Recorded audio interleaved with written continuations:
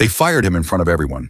No warning, no investigation, just a black trash bag to gather his things and a security guard to escort him out like a criminal. His name was Mr. Leroy. He'd been the night janitor at our office building for 17 years.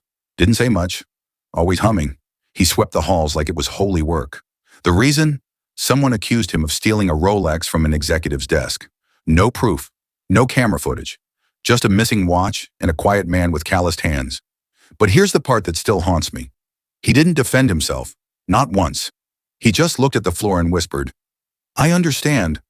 I remember seeing him outside that night, sitting on the curb in the rain, still holding his broom.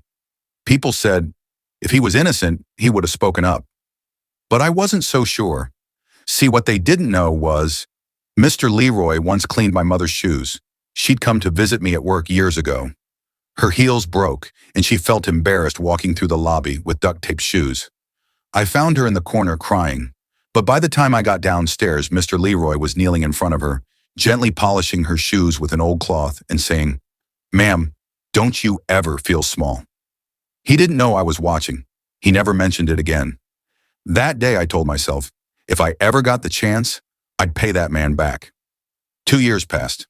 I left that company, started my own.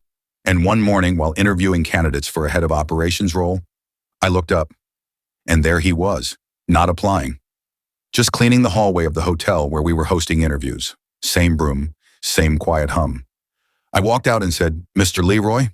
He looked up, hesitant, a little older now. Didn't recognize me at first.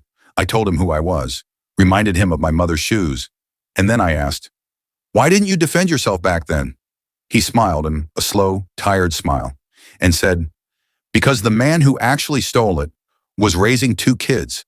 I figured I could survive losing a job, not sure he could survive losing his family." I stood there stunned. This man didn't just take the fall. He sacrificed everything to protect someone who would never thank him. Loyalty to the wrongdoer. Kindness, even when it cost him everything. Right then, I told him the truth. "I own this company now, and I'm not offering you a cleaning job." I hired him as head of operations that day, not because of his resume, but because character is worth more than credentials. And let me tell you something. The man who once swept our floors now signs our paychecks. The world may overlook the quiet ones, but loyalty remembers. You might miss out on our next interesting stories if you are not following us.